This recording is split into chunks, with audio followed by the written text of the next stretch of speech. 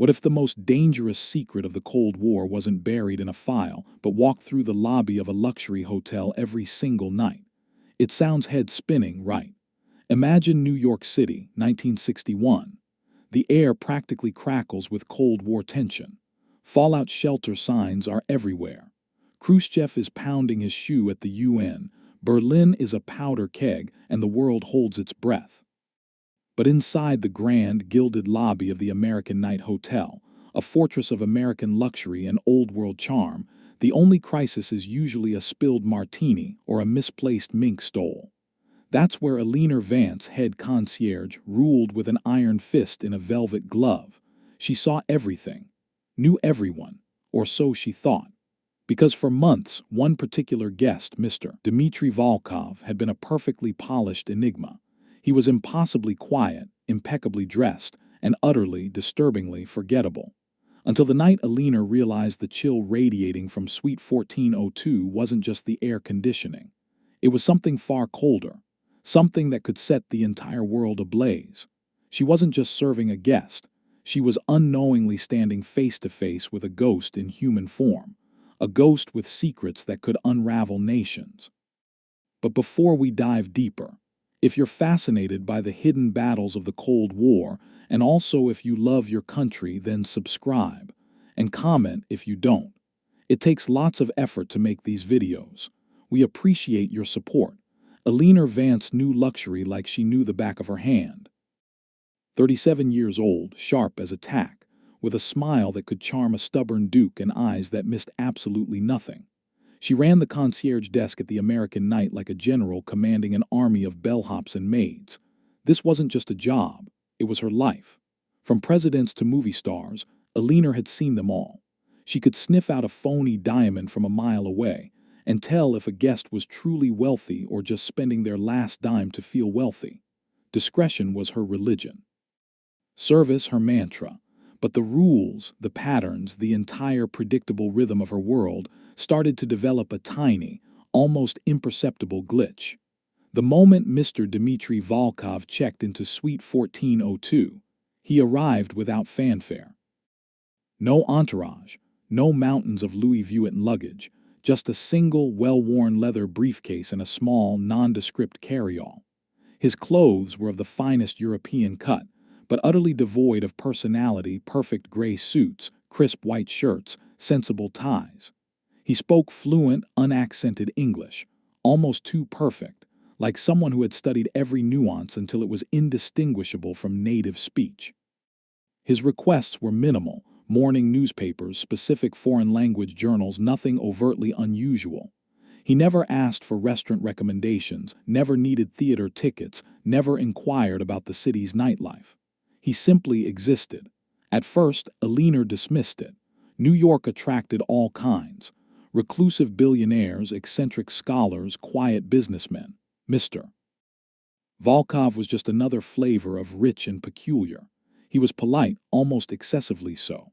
His eyes, a startling shade of pale blue, always met hers directly but seemed to absorb nothing. It was like looking into a deep, clear lake. Nothing stirred beneath the surface. He paid his bills on time, never complained, and left generous but not flamboyant tips. He was the ideal guest in every quantifiable way, and that was precisely the problem. Eleanor was a master of reading people. Her job depended on it. A guest's posture, the way they held their coffee cup, the slight hesitation before a request, these were all tells. They revealed anxieties, desires, even secrets. But Mr. Volkov was a blank slate. There was no tremor in his hand, no flicker in his eyes, no subtle shift in his voice. He was perfectly composed every single time. It was an unnatural level of control, a carefully constructed shell that deflected every attempt at genuine interaction. He didn't just not engage, he actively, albeit subtly, prevented it. He would walk through the lobby, a man of medium height and build, his movements fluid and precise. He never bumped into anyone, never hesitated. He seemed to navigate the bustling hotel with an almost preternatural awareness of his surroundings, yet he never appeared to be watching anyone. He simply moved, like a ghost through a crowd, leaving no discernible impression, yet undeniably present. He never used the main elevators unless absolutely necessary. He preferred the service stairwell, claiming he enjoyed the exercise. A reasonable excuse for anyone else. But for a man who seemed to avoid all human contact, it struck Eleanor as a deliberate choice to avoid the very public, very visible main thoroughfare of the hotel. One evening, a new bellhop, fresh off the boat from Ireland, inadvertently addressed Mr. Volkov by the wrong name. He stammered apologies, red-faced. Volkov simply smiled, a thin, almost bloodless curve of his lips, and corrected him without a trace of irritation. "It's Volkov, my boy." Volkov, no lecture, no impatience, just a perfectly modulated correction. The bellhop was relieved. Eleanor, watching from her desk, felt a chill. Most guests, even the polite ones, would have shown a flicker of annoyance, a slight tightening of the jaw, but Volkov, nothing. He was like a finely tuned machine, incapable of spontaneous human reaction. Eleanor started to notice how little personal detail he left. No family photos on the bedside table, no worn book marked with a favorite passage. The only items ever seen in his suite were the newspapers, a very expensive fountain pen, and a small, leather-bound notebook with blank pages. Housekeeping reported the room was always impeccably tidy, almost sterile. There were no dirty clothes tossed carelessly, no half-finished drinks, no crumpled receipts. It was as if he lived in a temporary exhibition, not a personal space. The concierge's desk was a hub of information, a nerve center. Eleanor would subtly inquire. Other staff members offered similar observations. "He's very quiet. Always pays cash. Never makes a mess." None of them saw anything wrong. To them he was simply a very considerate, if somewhat dull, guest. But Eleanor knew the unspoken rules.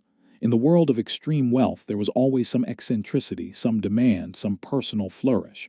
Volkov had none. He was too smooth, too perfect, too featureless.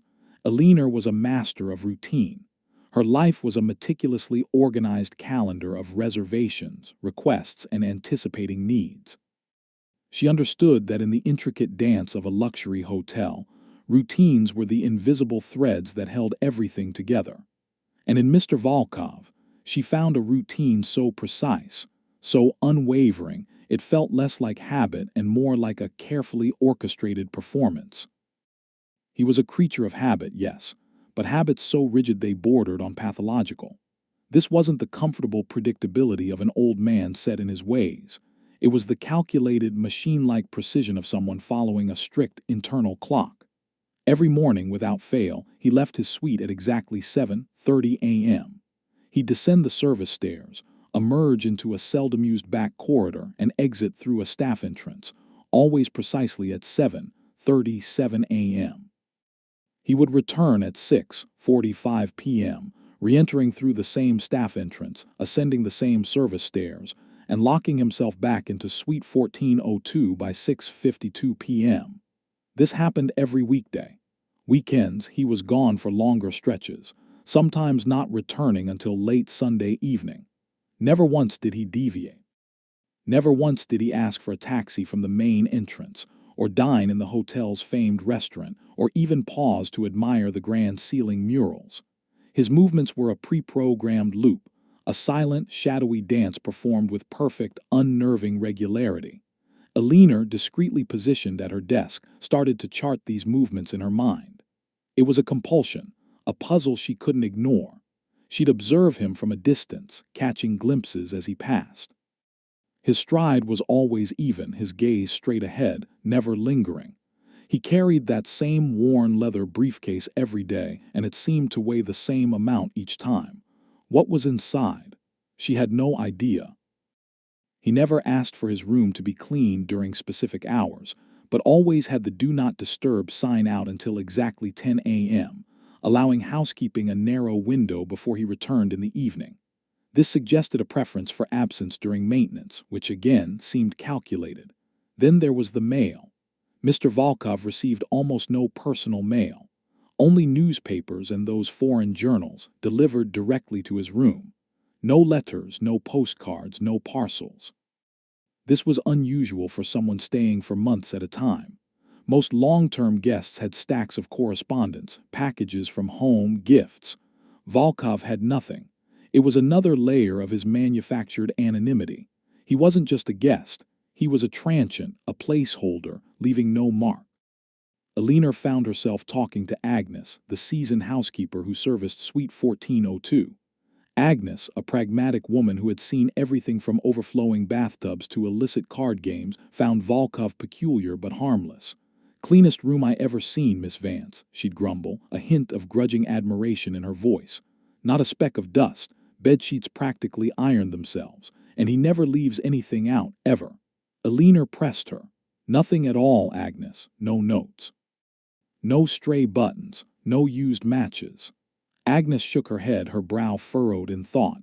"Just those newspapers folded neat as you please, and that fancy pen and a blank book. Never seen him write a word in it, though." A blank book, that struck Eleanor. Most people used notebooks to jot down ideas, appointments, or observations. For it to remain perpetually blank seemed almost deliberate, as if the act of carrying it was more important than its contents. Or perhaps the contents were of a nature that could never be written down. Eleanor also started paying attention to the way Volkov spoke. His English was perfect, as noted, but he never used slang, never joked, never expressed an opinion that wasn't purely factual. He could discuss current events with a detached, analytical precision, but always from a distance, never showing personal investment. It was like listening to a highly intelligent but utterly emotionless robot. He possessed information, but not feeling. One afternoon, Eleanor overheard him speaking on the hotel payphone. He never used the one in his suite, another strange habit. He spoke in a language she didn't recognize, soft and guttural but with a surprising melodic undertone.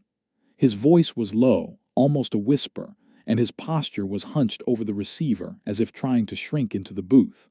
The conversation was brief, concise, and again, entirely devoid of emotion. When he emerged, he simply nodded to Eleanor, walked past, and continued his silent trajectory up the service stairs. Eleanor, who spoke 3 languages and understood snippets of several more, felt a shiver.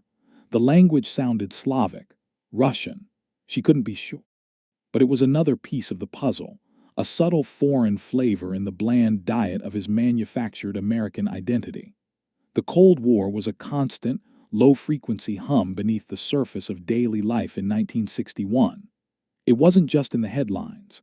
It was in the cautious conversations over dinner, the school drills, the gnawing anxiety that settled in the pit of your stomach when you heard about missile gaps or the latest Soviet space launch. Eleanor, like any patriotic American, felt the weight of it. She saw the newsreels, read the papers, listen to the radio. Spies were everywhere, or so the stories claimed. Double agents, defections, microfilm hidden in hollow teeth. It all felt like something out of a cheap paperback thriller. It certainly wasn't something that happened in her hotel, a bastion of American capitalism and comfort, or was it? Her growing suspicions about Mr. Volkov had been nagging at her, a constant whisper in her professional conscience. Dee tried to rationalize it. Maybe he was a paranoid recluse, a germaphobe, a man with a secret illness. But none of those explanations fit the sheer, deliberate precision of his actions. Paranoia usually came with tics, with jumpiness, with noticeable anxiety. Volkov had none. He was perfectly calm, perfectly self-contained. He was a puzzle piece that stubbornly refused to fit any of the existing slots in her world. Then came the request that shifted everything. It wasn't dramatic, not loud, not even particularly unusual on the surface. One crisp Tuesday morning, Mr. Volkov approached Eleanor's desk. His pale blue eyes were, as always, unreadable. His voice, a low, even cadence. "Miss Vance," he began, "I require assistance with a rather specific matter." Eleanor braced herself. This was it, she thought. The grand, eccentric demand. A pet parrot needing a 5-star meal, perhaps, or a suite redecorated in the style of a Mongolian yurt. "Certainly, Mr. Volkov. How may I assist?" "I am in need of several maps," he said. "Detailed topographical maps specifically, of the coastal areas of Maine, Massachusetts, and Connecticut. Not tourist maps, mind you, but ones indicating depths, currents, and navigational hazards. The more detailed, the better. Nautical charts, if you can procure them. Eleanor paused, her smile faltering for just a fraction of a second. Nautical charts. For a man who never left the city, never mentioned sailing, never once showed interest in anything beyond his perfectly folded newspapers. This was a glaring deviation from his established pattern. It was an anomaly. Nautical charts, Eleanor repeated, her voice betraying none of the alarm that suddenly flared within her. For recreational purposes, Mr. Volkov. Perhaps, he replied, that thin smile gracing his lips again. Or perhaps for a more academic interest in the region's unique geographical features. My studies are quite varied. Studies? He had never mentioned studies. He never carried books on geography or marine life. He never visited libraries or museums. The explanation felt flimsy, a polite deflection. And the specific nature of the request, coastal areas, depths, currents, navigational hazards, it wasn't about sightseeing. It was about information. Information critical for someone navigating those waters or perhaps for someone planning to navigate them. Her mind raced. Maine, Massachusetts, Connecticut, the very coastline of America, the Atlantic seaboard, the Cold War. The whispers of submarines, clandestine landings, secret insertions. It was a leap, a massive, terrifying leap, but suddenly all the tiny, disparate pieces of Volkov's behavior slammed together with a sickening clarity. The perfect anonymity, the rigid routine, the subtle foreignness, the aversion to being noticed. And now this. Maps of America's vulnerabilities. She felt a cold dread seep into her bones. This wasn't just a peculiar guest anymore. This wasn't just a man who liked his privacy. This was something far more dangerous. The image of the Cold War, usually a distant threat, suddenly materialized in her gilded lobby, embodied in the quietly polite man standing before her. He wasn't just observing. He was collecting. And what he was collecting felt less like academic interest and more like military intelligence. Eleanor's professional demeanor, honed over decades, remained unblemished. "Of course, Mr. Volkov," she said, her voice steady despite the tremor in her hands she was desperately trying to suppress. "It might take a day or two to procure such detailed charts. They're not usually kept in stock." "I understand," he nodded, his pale eyes unwavering. "There is no rush, but discretion, Miss Vance, is paramount." The nautical chart request hit Eleanor like a physical blow. It was the final, undeniable piece that transformed a nagging intuition into a terrifying certainty. A Soviet spy. In her hotel. The thought sent a jolt of ice through her veins, swiftly followed by a surge of cold, analytical dread. She had a choice. She could dismiss it, rationalize it away, tell herself it was simply a peculiar request from an eccentric guest, or she could act. And Eleanor Vance, despite her elegant exterior, was a woman of fierce conviction. But how? She was a concierge, not a spy hunter. Her tools were charm, discretion, and an encyclopedic knowledge of New York City. She had no authority, no badge, no formal training in clandestine operations. And confronting Mr. Volkov, or even openly alerting the authorities, felt incredibly dangerous. What if she was wrong? What if he was just an intensely private, unusually well-informed academic, as he claimed? The scandal would ruin the American Night Hotel, her career, and likely brand her a hysterical woman. But what if she was right? The consequences of inaction were unthinkable. This wasn't just about a potential threat. It was about the very real possibility of national security being compromised right under her nose. Eleanor decided she had to create her own unseen network. She started by amplifying her observations. Every time Volkov moved, every interaction, every detail was now magnified under the harsh light of suspicion. She started noticing the microexpressions, the almost imperceptible tenses in his jaw, the way his eyes would sometimes sweep a room with an almost professional efficiency before settling back into their placid, distant gaze. She wasn't just serving a guest anymore. She was studying a subject. Her first move was subtle, utilizing the very channels she used for her daily work. She began making discreet inquiries among her trusted network of fellow concierges at other high-end hotels. Say, Margaret, have you had any guests lately with an unusual fascination for, say, coastal geography? Or perhaps an incredibly particular guest who prefers the service entrances? She phrased it as a casual observation, a shared curiosity about the eccentricities of the elite. Most dismissed it as a leaner being a leaner, always noticing the oddities. But a few, seasoned veterans like herself offered small nuggets. We had an older fellow, Russian perhaps, asked for maps of Long Island's docks, but he was gone before I could get 'em. Or, there's a quiet type over at the plaza, never takes taxis, always walks, says he enjoys the air. Fragmented, inconclusive, but enough to feed a leaner's growing unease. Volkov wasn't alone. There were others like him, or at least others with similar habits, moving through the city's underbelly. Then there was the hotel grapevine. Bellhops, maids, elevator operators. They were the eyes and ears of the American night. They saw everything, heard everything, and gossiped about most of it. Eleanor started asking leading but seemingly innocuous questions. Has Mr. Volkov ever mentioned where he goes during the day, John? To a bellhop. Does he ever seem agitated, Mrs. Peterson? To a maid. No one had anything concrete, of course. Volkov was too good for that. But the absence of information was telling. No one ever saw him with anyone. No one saw him receive visitors. He was a perfect, isolated cell. Eleanor also began to profile him, not by what he did, but by what he didn't do. He didn't use the in-room telephone, always the payphone in the lobby, or a call from outside. This meant his conversations were not traceable back to his room. He didn't accept packages or mail, minimizing any physical trail. He never left fingerprints in his room. Agnes confirmed the immaculate state, wiped clean daily. He rarely took taxis, preferring to walk, which made him harder to track by hired drivers. His cash payments meant no credit card trails. Everything was designed to be untraceable. He was a ghost in the financial and logistical systems of the city. The problem, however, was that this unseen network gave her very little tangible evidence.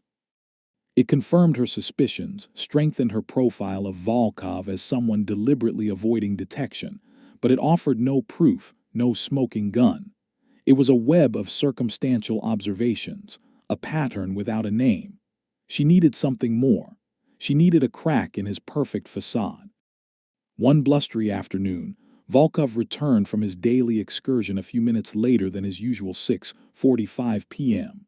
He walked quickly, head down, his dark overcoat pulled tight against the wind. As he passed Eleanor's desk, he nodded curtly, a momentary lapse in his usual composed stillness. And then it happened. From the side pocket of his overcoat, a small, flat object slipped out, unnoticed by him, and landed silently on the plush carpet behind a potted palm. Eleanor's heart hammered against her ribs. She waited. Volkov entered the elevator, the doors sliding shut with a soft sigh. She waited a moment longer, ensuring he was truly gone. Then, with an elegant, practiced movement, as if adjusting a decorative plant, she bent down. Her fingers closed around the fallen object. It was a matchbook. Not a hotel matchbook, not even a New York City one. It was a dark green, slightly worn matchbook, with a faded, stylized symbol of a lighthouse against a stormy sea, and the words "The Salty Siren Gloucester, M.A." printed beneath it. The matchbook from "The Salty Siren Gloucester, M.A." was a tremor in Volkov's meticulously constructed world. For Eleanor, it was an earthquake. It was proof, small but potent, that his carefully crafted narrative of academic interests in unspecified regions was a lie. Gloucester was a working port, a rugged coastal town, a far cry from the intellectual pursuits he vaguely alluded to.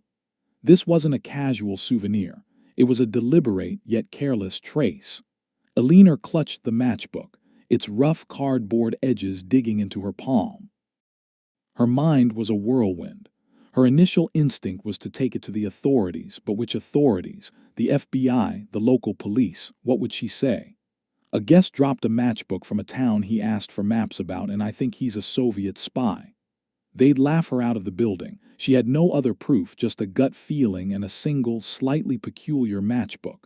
She needed more, much more. The pressure weighed on her. She was now a silent observer, holding a secret that could shatter lives, including her own. The sheer isolation of her knowledge was chilling. Who could she trust? Who would believe her? In the paranoid climate of the Cold War, accusations of espionage were a double-edged sword.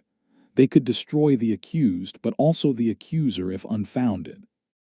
Eleanor knew she couldn't afford to be wrong. Not now. The matchbook became her talisman, hidden away in a discreet compartment of her desk, a constant reminder of the stakes. She doubled down on her observations, her senses sharpened to an almost painful degree. Every morning she watched Volkov leave, trying to discern any change in his routine, any new tell. Every evening she observed his return, searching for the slightest deviation.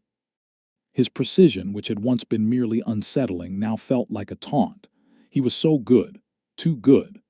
The way he moved through the lobby, effortlessly avoiding eye contact while seemingly aware of everything around him, was a masterclass in blending into plain sight. He was the gray man, the one you'd forget 5 minutes after he passed you. But Eleanor couldn't forget him. He was branded into her consciousness. She started experimenting with tiny tests, subtle nudges to see if she could elicit a reaction. One morning she accidentally dropped a stack of newspapers near his path, forcing him to momentarily pause. He merely stepped around them with a faint, almost imperceptible sigh, offering her a fleeting, polite smile. No irritation, no surprise, just continued composure. Another time she purposely mispronounced his name, then immediately corrected herself with an apology. He simply nodded, his pale eyes completely devoid of any flicker of recognition that he had noticed the error, let alone the correction. He was a wall, an impenetrable, perfectly smooth wall. The only consistent error he made was his continued use of the specific payphone in the lobby. He would always pick the one furthest from her desk, partially obscured by a large velvet curtain. He believed it offered him privacy, but Eleanor knew its limitations. The hotel's internal wiring could be accessed, theoretically, but that was a job for someone else, someone with more authority and tools. It remained a tantalizing, yet inaccessible lead. Days bled into weeks. The maps had been procured, through an antique map dealer she knew, and delivered directly to Volkov's room. He had thanked her with his usual quiet courtesy, but there was a subtle intensity in his gaze, a fleeting moment where his eyes lingered on hers, almost as if he was assessing her. Or perhaps, she thought, he was testing her, wondering if she had guessed. One Tuesday morning, as Volkov was making his usual pre-7:30 a.m. exit, Eleanor noticed something else, something even more fleeting than the matchbook. As he adjusted the strap of his briefcase, a very small, almost microscopic piece of lint or thread clung to the dark wool of his overcoat. It wasn't the lint itself that caught her eye, but its color, a vibrant, almost shocking shade of cerulean blue. It stood out against the somber gray and black of his clothing like a beacon. It was gone a moment later, brushed away by an unconscious flick of his wrist, but Eleanor's mind had already registered it. She had seen that specific shade of blue before. Not in the hotel, certainly. The American night's decor was all muted golds, deep reds, and forest greens, but she had seen it, somewhere. It took her several hours, racking her brain during a lull in the afternoon before it clicked. The Central Library. She often recommended it to guests, and occasionally visited herself for rare books or art exhibitions. The children's section, specifically. They had recently installed new, brightly colored beanbag chairs for story time, and they were that exact shade of cerulean blue. The connection was tenuous, even absurd on the surface. A Soviet spy visiting the children's section of a public library. It sounded ridiculous, but then she remembered the blank book that Agnes, the housekeeper, mentioned, and Volkov's vague reference to academic interests. What if it wasn't about the books themselves, but about what could be hidden within them? A public library with its endless shelves and anonymous visitors was the perfect place for a dead drop, a place where a message could be left, unnoticed in a specific book, to be retrieved by another. The thought sent a fresh wave of adrenaline through her. This wasn't just a clue, it was a potential location. The matchbook from Gloucester provided the motive and target. The blue thread suggested a method and a general location. Together, they formed a chilling mosaic of clandestine activity. The morning air of New York City on a crisp autumn day could be invigorating, but for Eleanor Vance, it tasted of cold fear and desperate resolve. This wasn't the usual morning bustle she observed from behind her desk. This was a secret mission, played out in the unforgiving theater of the city streets. She was about to do something utterly unprofessional, unequivocally dangerous, and entirely necessary. She had planned meticulously, with the same precision she applied to a VIP's itinerary. She wore a simple, well-tailored woolen coat, practical shoes, and a scarf pulled high, obscuring her elegant chignon. Her usual impeccable makeup was softened, her pearl earrings replaced by modest studs. She needed to be invisible, to blend into the stream of commuters without drawing a second glance. This was not the Eleanor Vance of the American Night Hotel. This was Eleanor, the shadow. Her heart hammered a nervous rhythm against her ribs. She felt like a character in one of the dime novels she occasionally read, a thrilling, terrifying sensation she'd never expected to experience firsthand. What if he saw her? What if he knew? The thought made her stomach clench. She clocked in, performed her usual greetings, and made it seem like a perfectly normal morning. She had arranged for a junior concierge to cover her desk, feigning a sudden, urgent appointment with her dentist. It was a flimsy excuse, but believable enough in the chaos of a busy hotel. At precisely 7:29 a.m., she watched Volkov emerge from the service entrance. He moved with his usual measured gait, a phantom in the early morning light. Eleanor gave him a block's head start, then slipped out the same staff door, melting into the street traffic. The chase began. Volkov walked with purpose but not haste. He moved like someone who knew exactly where he was going and was supremely confident in his anonymity. He navigated the crowded sidewalks with an almost preternatural ability, always maintaining a steady, even pace. Eleanor, despite her comfortable shoes, found it difficult to keep up without being obvious. She ducked behind lampposts, pretended to window shop, and merged with various clusters of pedestrians, her eyes glued to the dark overcoat that was her target. He didn't take the direct route. He weaved through side streets, took unexpected turns, and even paused occasionally, not to look at anything specific, but to let the flow of traffic change around him. These were evasive maneuvers, she realized, not conscious ones, but ingrained habits of someone trained to shed a tail. He crossed streets against the light, forcing her to wait, giving him more distance. He moved through busy plazas, using the crowds as cover. It was exhausting, terrifying, and exhilarating all at once. Eleanor, whose usual exercise was a brisk walk around Central Park, found herself pushing her limits, her breath catching in her throat, her muscles aching. After almost 40 minutes of this intricate dance, Volkov finally arrived at his destination, the New York Public Library, the majestic main branch with its iconic lion statues. Eleanor's deduction about the blue thread and the library solidified into certainty. He was here, but why? She followed him inside, maintaining a careful distance. The grand reading room was a hive of quiet activity, a perfect sanctuary for anonymity. Volkov didn't head for the main reading room, however. He went straight to the stacks.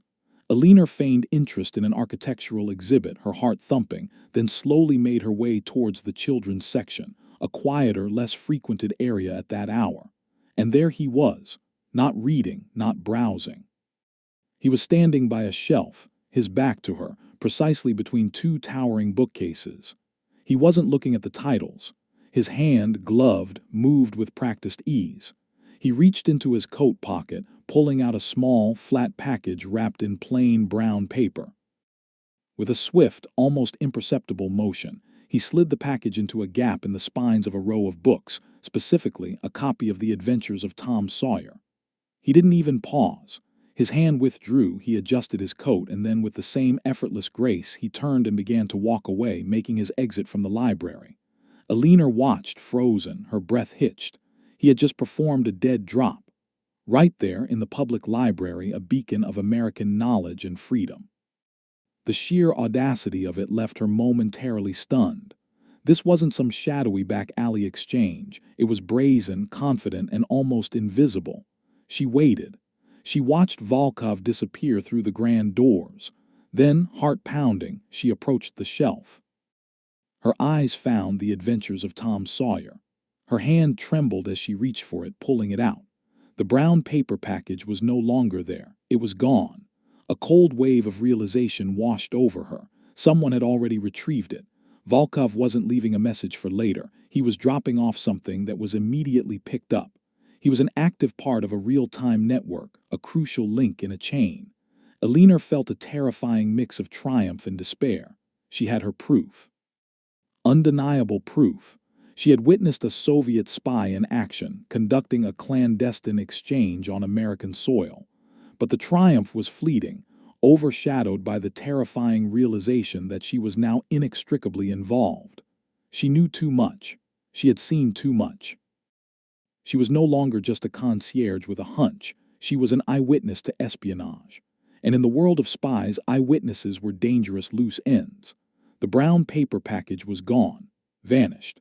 Eleanor stood there, an unwanted witness, a ghost herself in the cavernous silence of the library. Her mind, usually a neatly filed cabinet of observations and solutions, was now a storm of colliding thoughts. She had seen it happen. Volkov, the seemingly innocuous guest, had deposited something. And someone, equally anonymous, had taken it. The implications were staggering. This wasn't a solo act. Volkov was part of a network. A living, breathing, unseen network operating within the very heart of her city, perhaps even within the walls of her hotel. Eleanor made her way back to the American Night Hotel in a daze. The city, usually a vibrant symphony, now sounded like a cacophony of potential threats. Every passerby, every parked car, every seemingly casual glance felt charged with hidden meaning. Her world, once so predictable and structured, had been irrevocably altered. She was no longer just a concierge. She was a secret keeper, a reluctant participant in a dangerous game. Back at her desk, she pulled herself together. Her dentist appointment had run longer than expected, she explained with a smile that felt brittle. But beneath the polished facade, her mind was racing, trying to put the pieces together. The matchbook, the blue thread, the dead drop. Who was the recipient? Who was Volkov's contact? She started replaying every interaction, every observation, every seemingly insignificant detail related to Volkov, but now with a new lens, the search for a second shadow. Volkov's rigid routine now made perfect sense. It was designed not just for his own movements, but to facilitate the movements of others around him. The lobby payphone. Volkov never used his in-room phone. He used the payphone, often the one partially obscured by the velvet curtain. He preferred it because it was untraceable, yes, but also because it was a public space where listening eyes could be dismissed as casual passers-by. Was it possible he wasn't just making calls but receiving instructions, or passing messages through indirect means? Then there was the service entrance. Volkov's preferred ingress and egress. He claimed it was for exercise, but it was also largely unmonitored by guests, primarily used by staff, vendors, and deliveries. If Volkov was meeting someone, this was his point of entry and exit, making surveillance nearly impossible without insider knowledge. Eleanor's gaze fell on the large, ornate grandfather clock in the lobby. Its chimes marked the passage of time, the rhythm of the hotel, and Volkov's rhythm was impeccable. 7:30 am out. 6:45 p.m. in. But what about the other rhythms? The delivery schedule, the laundry pickups, the tradesmen. She pulled out her mental ledger of faces and routines. There was Agnes, the housekeeper, harmless and dedicated. John, the young bellhop, eager but clumsy. The doorman, the kitchen staff, the night auditor. All familiar, all seemingly above suspicion. Then a flicker, a memory. Mr. Henderson, the floristry delivery man. He came every Monday, Wednesday, and Friday to replace the arrangements. Always the same time, around 7:45 a.m., just after Volkov would leave the hotel. He was a quiet, unassuming man, always whistling a tuneless melody, carrying his buckets of fresh-cut flowers. He used the service entrance naturally to bring his goods directly to the floristry room in the basement. He also used the service elevator. He was always efficient, always polite, always blending into the background. And then, another memory. Volkov occasionally took the service elevator up to his room, even though the guest elevators were available. Eleanor had often seen him pass Mr. Henderson in the service corridor, sometimes exchanging a brief, polite nod. Nothing unusual, just two people going about their work, but now she saw it differently. Mr. Henderson was a fixture, a part of the hotel's unseen machinery. He had access to all floors. He used the service entrance and stairs. He was physically present in the hotel just after Volkov's daily departure, and he had a plausible, undeniable reason to be there. Eleanor thought back to the library, the dead drop. How quickly it was retrieved.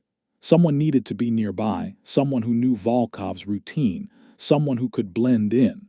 And who would be less suspicious than a delivery man, a man carrying flowers?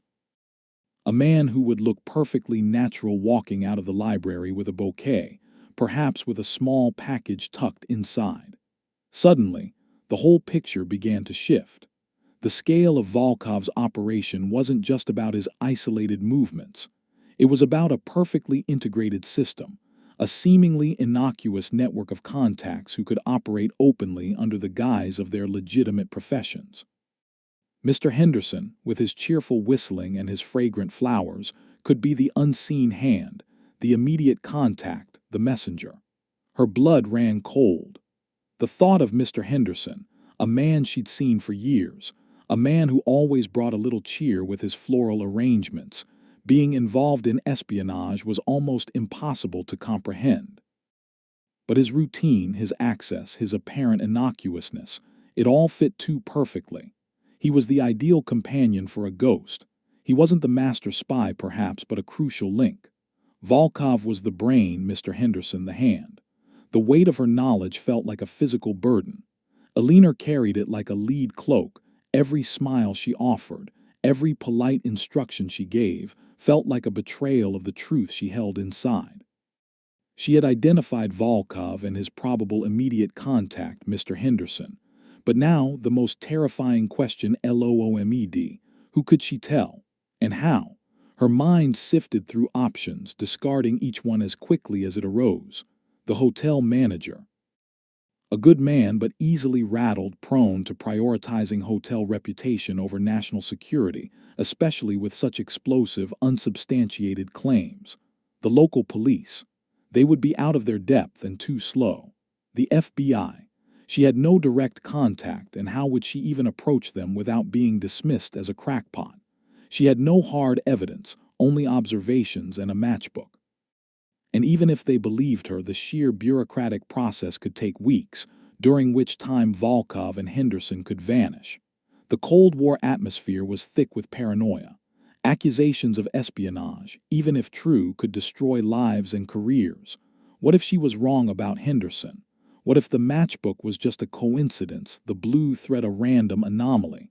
No, her gut screamed.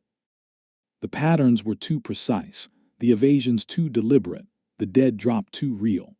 Eleanor found herself pacing her small apartment after her shift, the rhythmic squeak of her shoes on the polished hardwood floors a counterpoint to the chaotic thrumming in her head. Her life had always been about order and control. Now, she felt utterly out of control. Her patriotism, usually a quiet, confident pride in her country, had transformed into a burning, anxious urgency. This wasn't about a hotel guest anymore. It was about protecting America. She needed an ally, someone with influence, discretion, and a proven track record of handling sensitive matters. Not someone tied to the hotel, not someone she worked with directly. She needed an outsider. Her thoughts turned to Senator William Hastings. A longtime guest at the American Night, a powerful figure in Washington, known for his unshakable integrity and sharp intellect. He often confided in Eleanor, seeking her advice on New York's cultural scene, relying on her discretion for his private matters. He trusted her judgment implicitly, but approaching a sitting senator with such a wild tale. It was a monumental risk. She couldn't call him from the hotel. Every line could be compromised. She couldn't send a letter. It would be too slow and potentially intercepted. She needed a secure, direct channel, and she needed to do it quickly. The solution came to her in the dead of night, a desperate, dangerous gamble.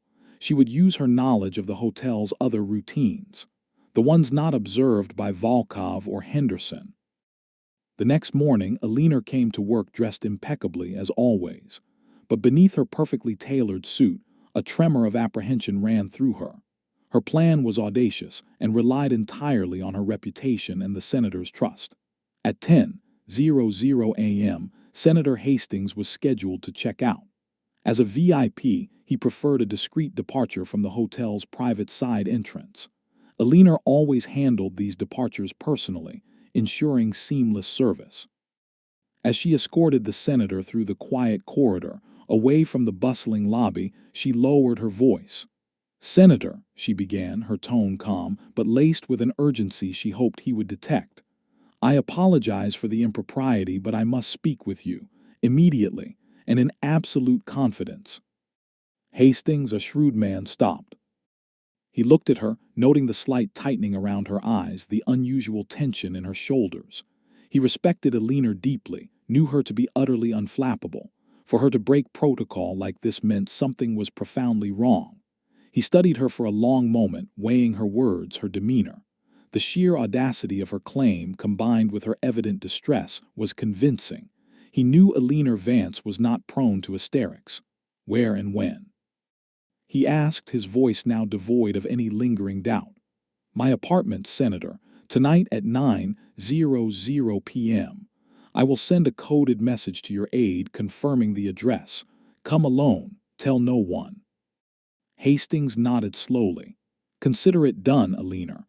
But know this, if you are wrong, this could be very damaging for us both." "I am aware, Senator," she replied, her voice steady, despite the wild hammering of her heart. "But I assure you I am not wrong." 9:00 p.m. Eleanor's small apartment, usually a haven of quiet solitude, crackled with tension. Senator Hastings arrived precisely on time, accompanied by a quiet, stern-faced man he introduced simply as Mr. Davies from the Bureau. Eleanor immediately understood.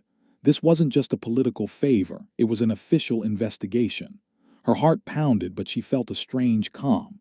She was no longer alone. She laid out her case meticulously, precisely. The matchbook from Gloucester tucked into a small envelope. The cerulean blue thread taped to a card. Her detailed log of Volkov's routine, down to the minute. Her observations of his sterile suite, his perfect English, his foreign whispers. And finally, her terrifying deduction about Mr. Henderson, the floristry delivery man, as the unseen partner. She recounted the library dead drop, her voice steady, her eyes meeting Mr. Davies' unwavering gaze. Davies, a seasoned FBI agent, listened without interruption, his face impassive. Hastings, however, occasionally interjected with sharp, incisive questions, pushing Eleanor to clarify a detail, to explain a leap of logic. Eleanor answered them all confidently, drawing on months of silent observation and the sharp clarity of her intuition. When she finished, a heavy silence filled the room. Davies finally spoke. "Miss Vance," he said, his voice gravelly, "your observations are extraordinary. And your courage, frankly, is even more so. We've had suspicions about a deeply embedded network operating out of New York, but we've been unable to pinpoint the exact method or personnel. Your account, it fits perfectly with some of our fragmented intelligence." A wave of profound relief washed over Eleanor. They believed her. She wasn't a crackpot. She was right. "What do we do?" she asked, her voice raspy. Davies leaned forward. "We need to confirm Henderson, and then we need to bring Volkov in, but not immediately. We want to see what he does when his routine is disrupted. We want to see if he tries to communicate and with whom. You, Miss Vance, are now our most crucial asset. You know his patterns better than anyone." Over the next few hours, a plan began to take shape. Eleanor's intimate knowledge of the hotel became the centerpiece of the FBI's strategy.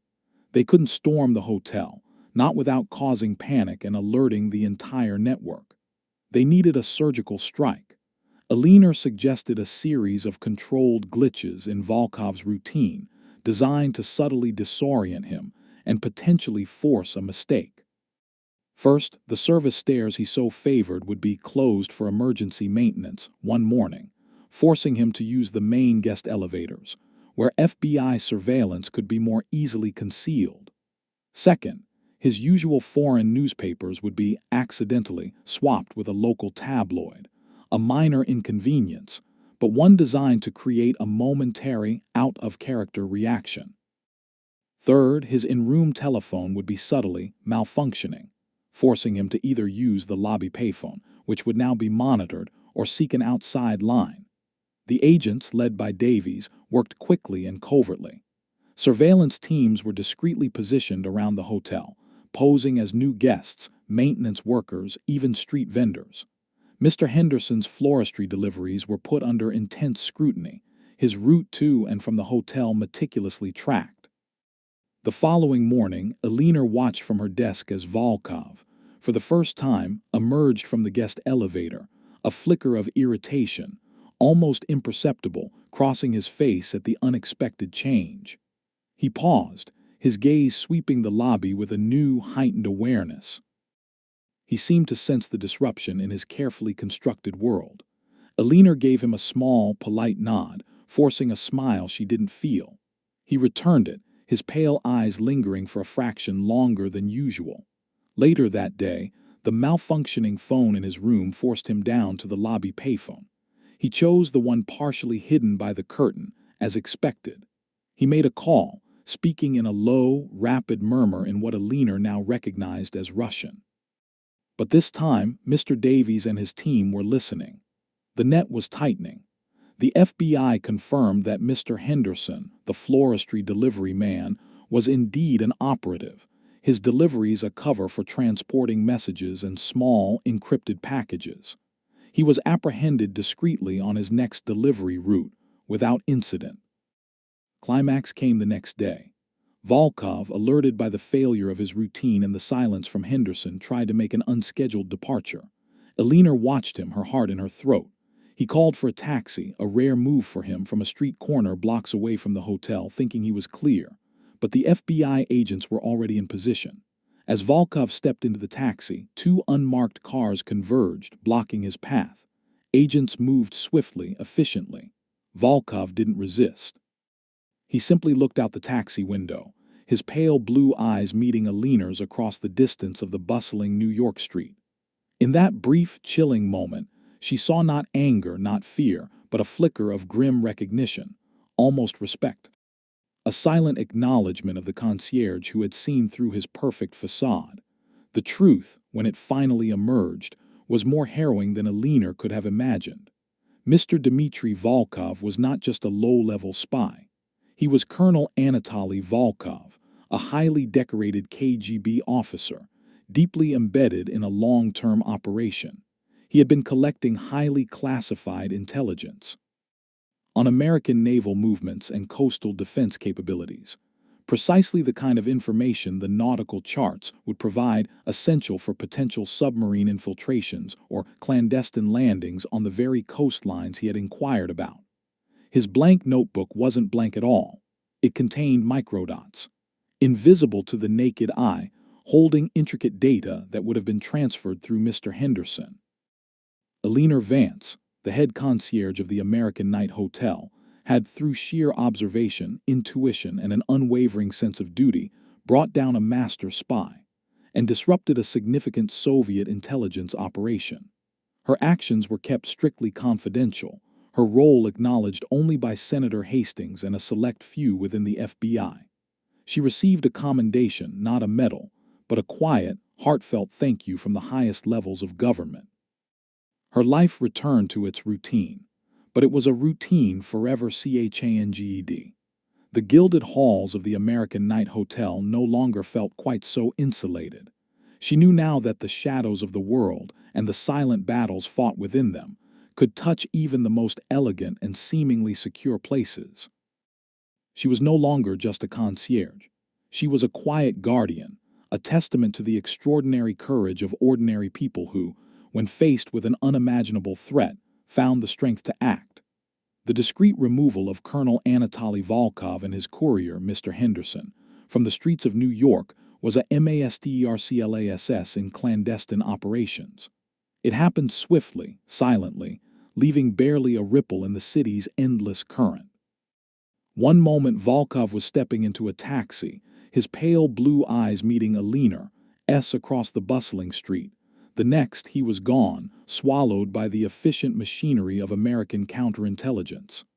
Henderson, apprehended separately, vanished with equal quietude.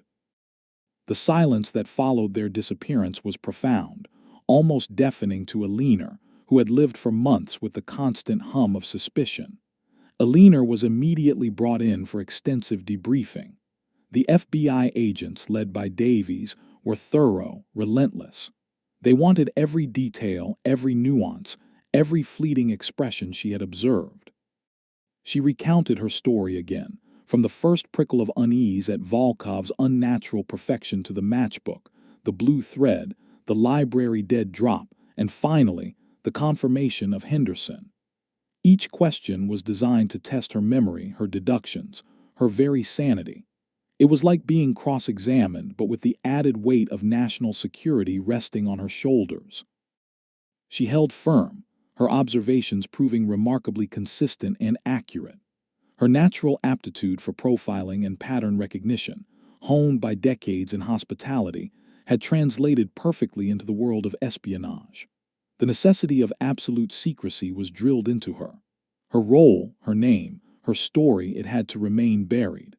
Public knowledge of a Soviet spy operating from a major New York hotel, aided by a delivery man, would have caused widespread panic. Severely damaged public confidence and, most importantly, alerted the Soviet Union that their network was compromised. Eleanor Vance, the elegant concierge, had to remain just that, the elegant concierge. The burden of this secret was immense, a heavy cloak she would wear for the rest of her life. The world saw her as she always was, but she knew she was forever changed. The unraveling of Volkov's network, ignited by Eleanor's intelligence, was immediate and far-reaching. The primary key was the blank book that Agnes, the housekeeper, had so innocently described. It was, as Eleanor suspected, far from blank. Inside its seemingly innocuous covers, hidden beneath layers of cleverly disguised paper, lay a series of microdots.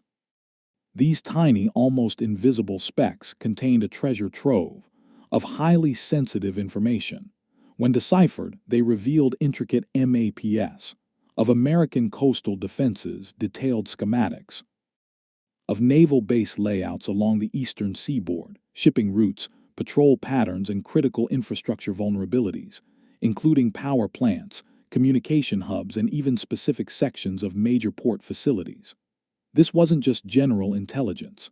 It was granular, actionable data, perfect for potential sabotage or preparing for a covert infiltration during a time of crisis. The microdots confirmed Volkov was a high-value asset, not merely a message taker. He was a collector, a deep-cover operative building a comprehensive picture of America's soft underbelly. The salty siren matchbook, a detail Eleanor had almost dismissed, proved to be another critical lead. The FBI traced it to a secluded coastal town in Maine, where a dilapidated fishing shack served as a short-term safe house and a primary dead drop location for the network. It was there that subsequent contacts would retrieve the physical intelligence from Volkov before relaying it up the chain. The FBI raided the location, discovering encrypted communication devices, false identification papers, and contingency plans for exfiltration. The fact that Volkov's mission was tied to coastal areas, combined with the detailed nautical charts he requested, solidify the chilling purpose of his stay, to map out the very real possibility of Soviet ingress and operations along the U.S. coast. Henderson's capture, facilitated by Eleanor's insights into his routine, was equally pivotal. He confessed under interrogation, detailing his role as a courier. His unassuming floristry deliveries were not just a cover for collecting items from Volkov, but also for distributing sealed messages and small packages to other, less exposed, operatives within the city. He revealed a series of drop boxes in public parks, library books, just as Eleanor suspected, and even false bottomed flower vases delivered to various businesses around Manhattan. He wasn't privy to the full scope of Volkov's mission, but he knew the methods and the other low-level operatives. His information led to the identification and apprehension of several other couriers and observation agents, effectively dismantling Volkov's immediate support structure in New York. The true scale of the operation Eleanor disrupted was far more significant than she could have initially conceived. Volkov wasn't just a spy, he was a lynchpin. In a major Soviet intelligence-gathering effort focused on preparing for potential naval engagements or covert operations against the United States, his intelligence could have given the Soviets an invaluable advantage in understanding American vulnerabilities, potentially saving their submarines from detection, or allowing agents to infiltrate sensitive areas with terrifying precision. His capture, and the subsequent unraveling of his network, was a significant blow to Soviet intelligence operations in the U.S. during a critical period of the Cold War. The geopolitical impact of Eleanor's quiet vigilance rippled through the highest echelons of government. President Kennedy's administration, still reeling from the Bay of Pigs and the escalating tensions in Berlin, took the intelligence gathered from Volkov and his network with extreme seriousness. It underscored the very real and present danger of Soviet infiltration on American soil and forced a reevaluation of coastal defense strategies.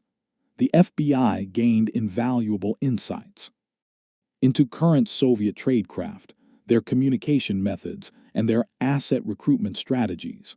This knowledge was used to identify and neutralize other deep-cover operatives across the country, preventing further intelligence losses and strengthening America's counterintelligence efforts. What if Eleanor hadn't acted? The thought was a chilling companion. Volkov's continued intelligence gathering could have provided the Soviets with an unparalleled blueprint of American coastal defenses. In a crisis, say, during the Cuban Missile Crisis a year later, such intelligence could have dramatically altered the strategic balance, potentially leading to catastrophic consequences. Eleanor Vance, the unassuming concierge, had, in her own way, contributed to safeguarding national security at a time when the world teetered on the brink. Eleanor's personal transformation was profound. The world she inhabited, once a predictable tapestry of social graces and precise routines, now appeared as a complex web of hidden agendas and silent battles. Her famed concierge intuition, once a tool for anticipating guest needs, had become a finely honed weapon against deception. This heightened awareness, while crucial for her actions, came at a personal cost. Trust became a rare commodity. She found herself subconsciously scrutinizing everyone, from the hotel manager to the delivery boys, searching for the telltale signs of a carefully constructed facade. The psychological scars were subtle but deep. The knowledge she carried isolated her, separating her from the mundane concerns of her colleagues. How could she complain about a demanding guest when she knew the true stakes of the silent war being waged around them? She coped by immersing herself even further into her work. The hotel, once a simple place of employment, now felt like her watchtower. Every interaction became an exercise in vigilance. She maintained her impeccable poise, her effortless charm, her unparalleled service. She was still Eleanor Vance, the legendary concierge, but beneath the polished exterior, she carried the quiet, indelible mark of a secret war hero. Her quiet battles, fought within the elegant confines of a luxury hotel, were a testament to the fact that heroism isn't always found on battlefields or in spy thrillers. Sometimes, it's found in the sharp mind and unwavering courage of ordinary people who, when faced with an unimaginable threat, found the strength to act. Her legacy, though publicly untold, resonated within the hushed chambers of national security, a quiet echo of a silent victory. The Cold War was a silent war, fought not just by soldiers and politicians, but by ordinary citizens like Eleanor Vance, who found themselves thrust into extraordinary circumstances. Their stories remind us that heroism often hides in plain sight in the most unexpected of places. If you're fascinated by these unsung heroes and the ingenious ways they fought back against the unseen enemy, then you won't want to miss our this deep dive.